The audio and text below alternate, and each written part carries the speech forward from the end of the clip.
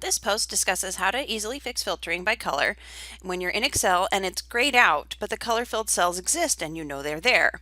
So the first thing I'm going to do is I'm going to add a filter, which is under Data and Filter, just so you know where that would be. And then I just highlighted this row and I added a filter here.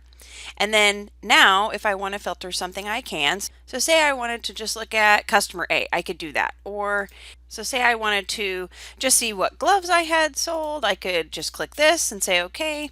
Or I could look at what did I sell on Mondays or whatever I wanted to do. So that's the idea.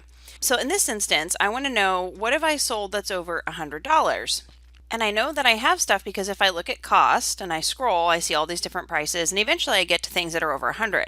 And the last thing I want to do is have to click every single one of these boxes or uncheck all the others. So there's an easier way. And so what I'm going to do is I'm going to apply some conditional formatting. So I'm going to select this column because I want to add conditional formatting. And I'm going to say, I want to see everything that is, I want to highlight basically everything that costs more than, I'm going to say $100 because I don't know where that random number came from, but I want to know when did people spend $100 or more?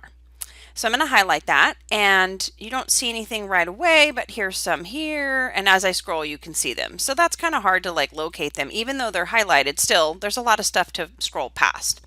So instead of grabbing, like I showed before, grabbing all those $100 way down here, down at the bottom if I were to keep scrolling, right?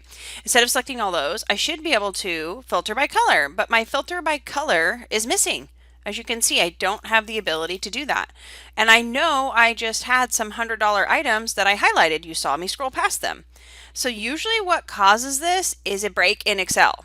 So there's a line here, an extra line before those exist. So if I keep scrolling, you'll see all my $100 items. But if there's a blank line in between, what happens is Excel stops reading. As soon as it hits its first blank cell, it stops reading any data and it acts as if nothing else exists.